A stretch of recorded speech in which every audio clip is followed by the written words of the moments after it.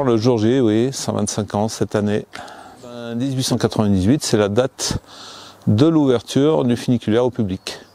La construction a commencé en 96 et l'installation a été mise en service au public en 98, en juillet 98, 125 ans. C'est le premier funiculaire à traction électrique de France. La particularité, c'est que l'on fonctionne aussi avec le mode de fonctionnement pratiquement d'origine. On a changé très peu de choses dans le mode de fonctionnement par rapport à d'autres installations. C'est une installation qui a été ouverte en 1898 et il n'y avait pas le courant électrique au Mont d'Or. Donc la personne qui a construit le funiculaire a construit aussi une centrale hydroélectrique sur la Dordogne, entre le Mont d'Or et la Bourboule, pour fournir le courant uniquement pour le funiculaire. Voilà, alors quelle était l'idée là? Pourquoi on a fait le Mont d'Or, le Capucin?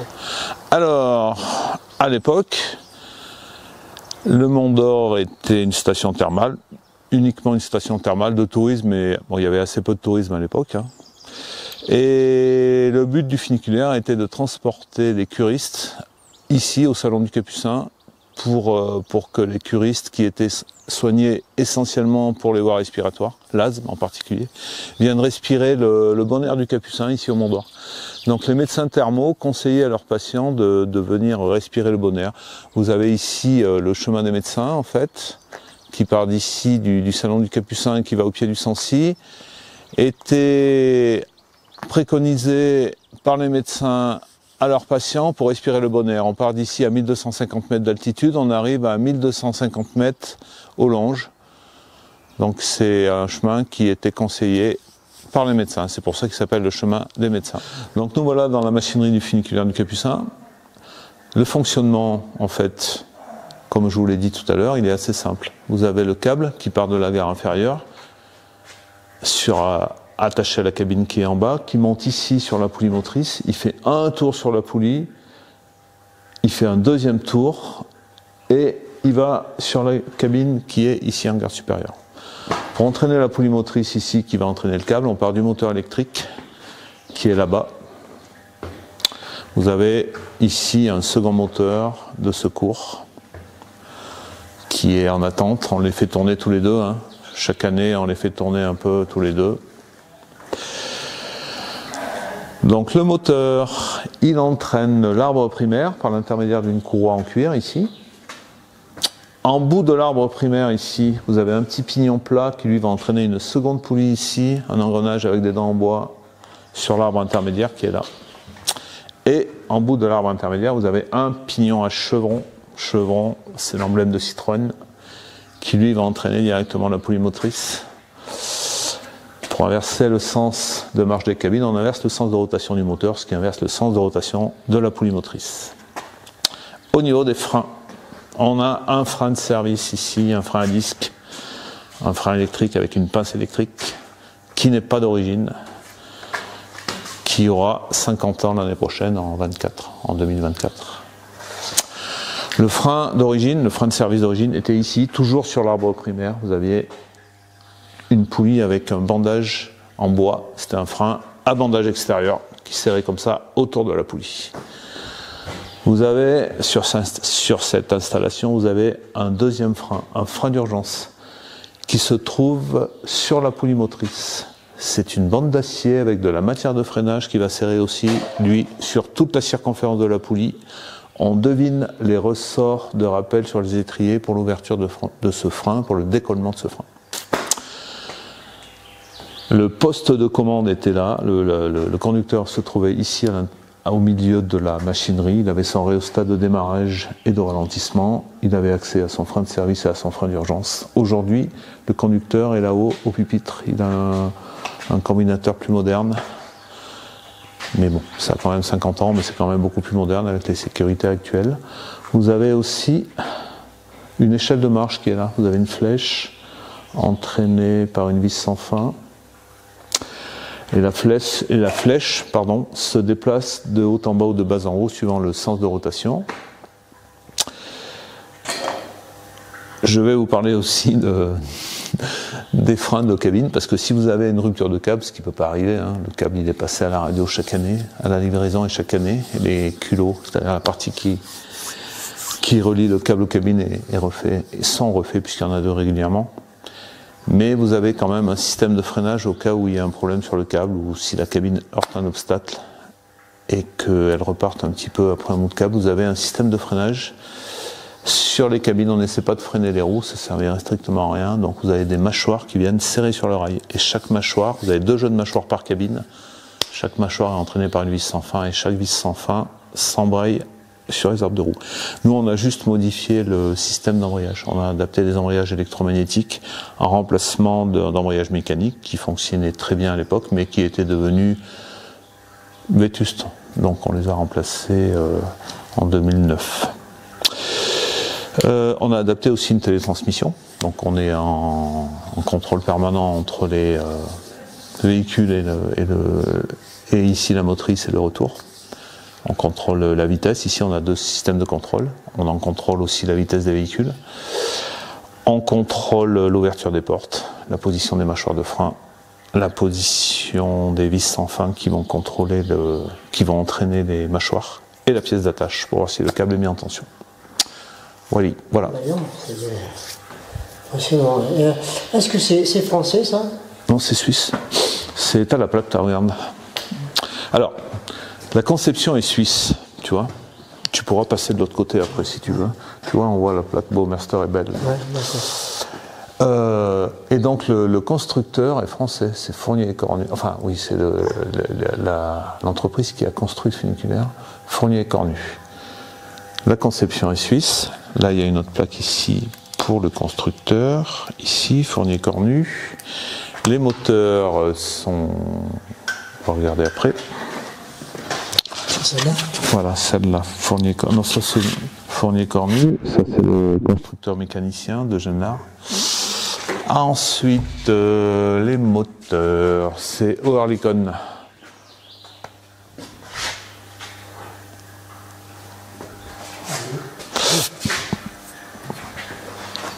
Le fournisseur de la courroie, parce que là, la courroie qu'on a en fait, Ah oui, c'est vrai. c'est une courroie en cuir, mais il y a une âme en carbone. Les vraies courroies qu'on utilise à l'origine, c'est comme celle qui est pendue là-haut, entièrement en cuir.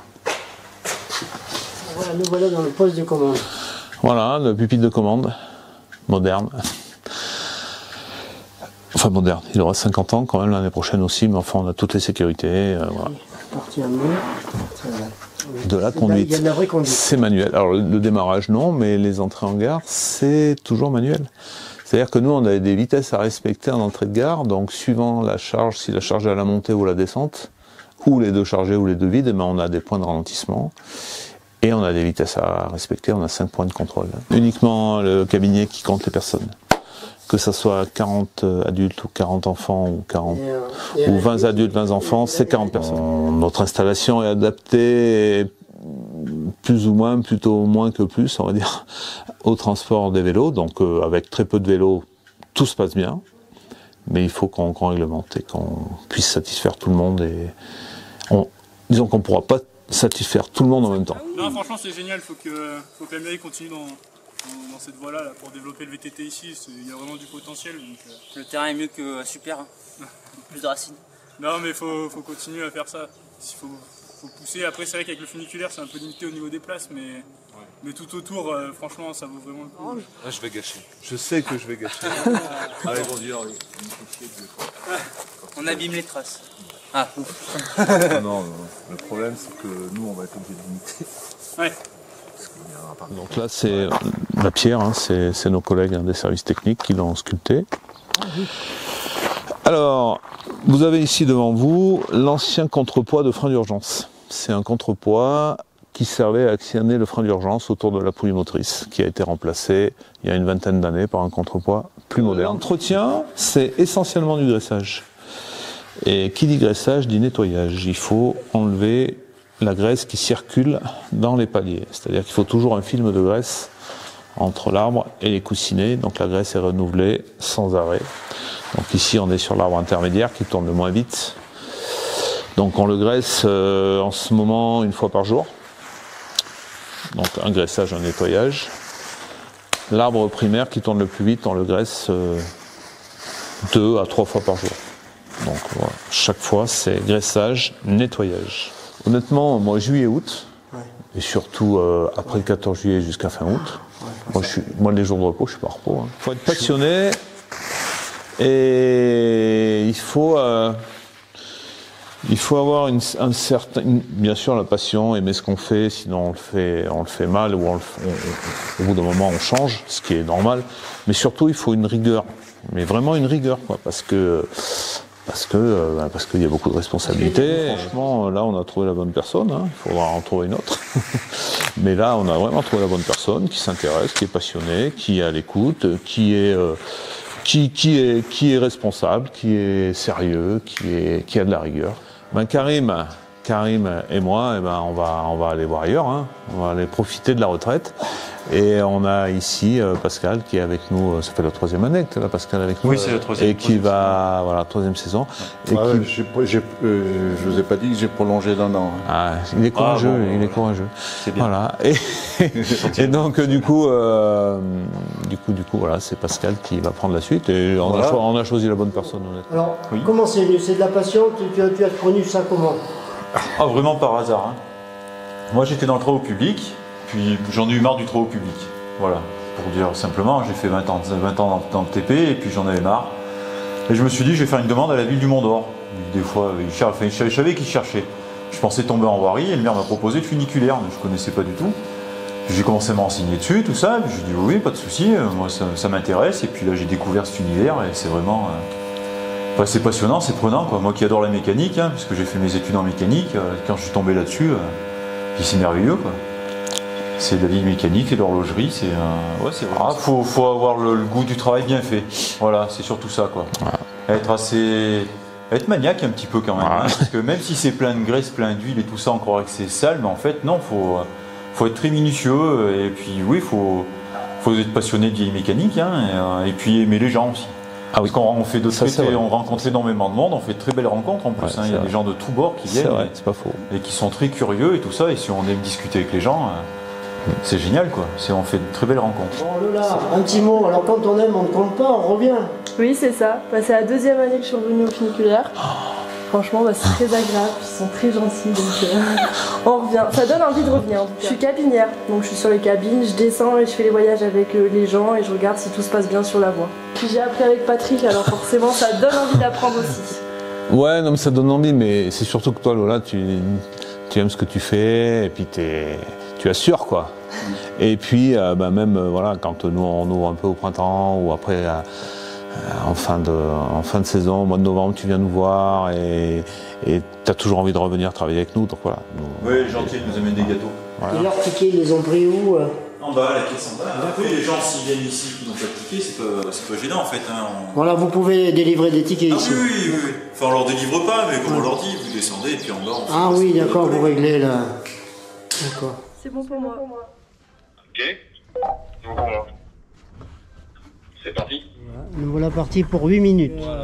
Tu fais combien de parcours comme ça par jour, toi? On a fait entre 14 et 20 environ. Ça dépend de l'influence. On fait plus ou moins de voyages suivant si on monte plus de monde ou pas. Et donc généralement les gens ils aiment bien qu'on leur explique et il y en a qui s'intéressent vraiment. Donc on raconte un peu l'histoire qu'on a appris avec Patrick. On va pouvoir voir la grande cascade et en même temps de l'autre côté on verra le puits de Raux et la Banne d'Ordanche. Très très important l'oreille ici. Ouais. On est sensible au bruit. Alors le bruit peut changer suivant la charge des cabines, suivant l'humidité, puisque la cabine est en bois, suivant la température. Mais c'est pas une remontée mécanique où on part d'en bas et on arrive en haut le plus vite possible. Hein. C'est les gens le découvrent. Donc là on était sur une pente de 25 et absolument, on passe à 35%. Et donc là on passe à 35%. L'évitement médian. D'accord. La mi-parcours. D'accord. Et là on a FX. Ah ouais. François Xavier en face. Ah ouais.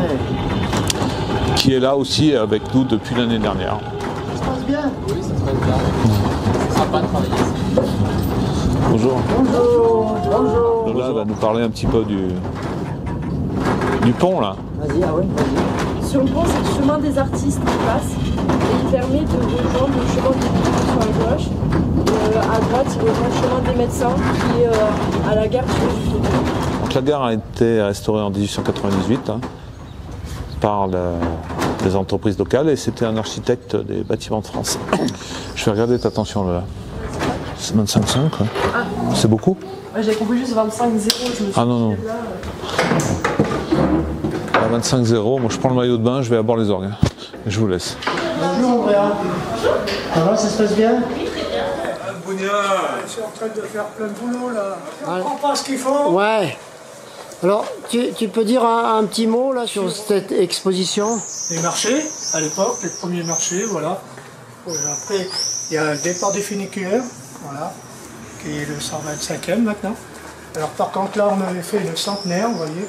Alors on a fait un petit dépliant, une carte postale avec le thème du Mont d'Or et la flamme du Mont d'Or qui a été fait exprès pour l'exposition. Après une enveloppe pré-timbrée avec la flamme du funiculaire, ça s'appelle une flamme, le tampon, et le verso de la carte postale est là, voilà, avec un thème d'Auvergne. Les intérieurs des hôtels qui étaient magnifiques, hein. Encore des choses à porteurs. Là, vous avez, ça c'est les termes avec les diligences, les taxis qui les amenaient aussi. Ah ouais, d'accord. C'est bien. Hein. Voilà, les premières cartes alors, ils écrivaient sur le devant. Ah ouais. Et ils avaient que l'adresse derrière. Plus de renseignements sur les cartes postales sur le Mont d'Or ou sur les alentours. Il s'adresse à Christian. 3 mécanos et conducteurs. Oui, principalement la randonnée et après surtout le sylvatorium aussi. C'est un peu pour bien être autour des arbres.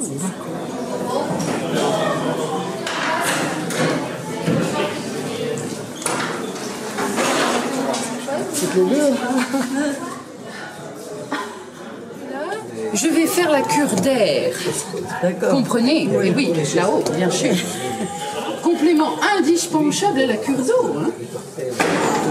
Savez-vous, jeune homme, que l'on prend les eaux ici au Mont d'Or? Ah oui. Ici, on se soigne avec les eaux. Des eaux thermales. Hein. Qui n'était pas au courant? Le Mont d'Or est capitale mondiale de l'asthme, tout de même. On va attendre là, c'est elle qui conduit. Hein. C'est bon pour moi. Ok. C'est bon pour moi. Parti. Oh, nous avançons à la vitesse prodigieuse d'1 mètre par seconde. Ah oui, j'entends oui. Monsieur le maire, donc ça fait quoi ça? 1 mètre seconde, 60 mètres minutes.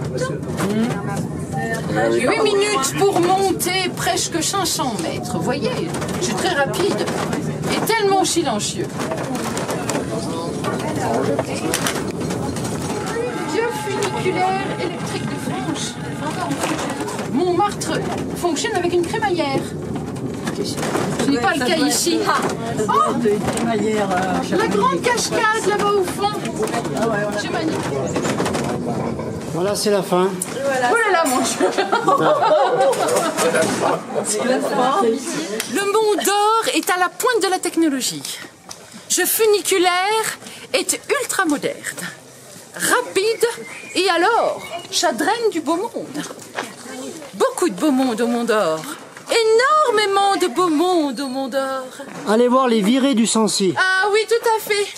Il faut, les amis, les virées du Sancy. Oui, oui, nous sommes une petite troupe, hein. Oh, pas nombreux, nous sommes 4. Mais alors nous avons le bras long. Nous pouvons vous faire visiter les thermes ainsi que le Cherchiron.